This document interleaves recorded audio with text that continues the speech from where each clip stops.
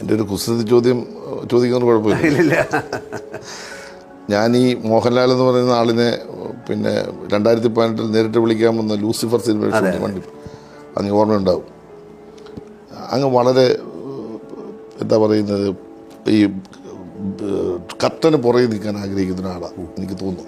ഞാനിത് അദ്ദേഹത്തോട് ഇടയ്ക്ക് ഒരു പ്രാവശ്യം കണ്ടപ്പോൾ ചോദിക്കുകയും ചെയ്തു, ഈ കഥാപാത്രങ്ങളിലേക്ക് വരുമ്പോൾ എങ്ങനെയാണ് ഈ കർട്ടന് പുറകെ നിൽക്കുന്ന ഒരാൾ എങ്ങനെയാണ് ഈ കഥാപാത്രങ്ങളിലേക്ക് വരുമ്പോൾ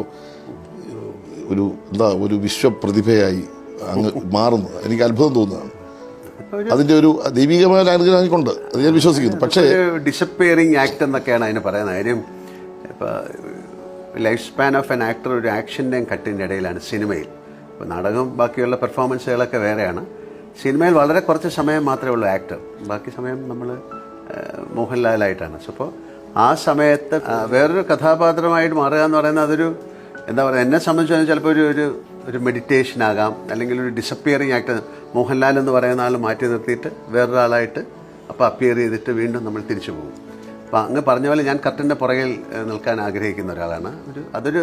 ഒരു ഷൈ ആയിട്ടുള്ള കാര്യമല്ല, നമുക്ക് അങ്ങനെയാണ് അതിൻ്റെ ഒരു നേച്ചർ, ആദ്യം മുതൽ അങ്ങനെയാണ്. പക്ഷേ അതുകൊണ്ടായിരിക്കാം ഇത്തരം കഥാപാത്രങ്ങൾക്ക് ചെയ്യാനും പറ്റുന്നത്. അപ്പോൾ അത് എങ്ങനെ എന്ന് ചോദിച്ചു കഴിഞ്ഞാൽ എനിക്കതിനെക്കുറിച്ച് പറയാനറിയില്ല. അതിൽ അങ്ങയുടെ ചോദ്യത്തിൽ തന്നെ ഉത്തരവുണ്ടായിരുന്നു. അതൊരു ദൈവികമായ ഒരു ബ്ലെസ്സിങ് ആയിട്ടാണ് ഞാൻ കാണുന്നത്.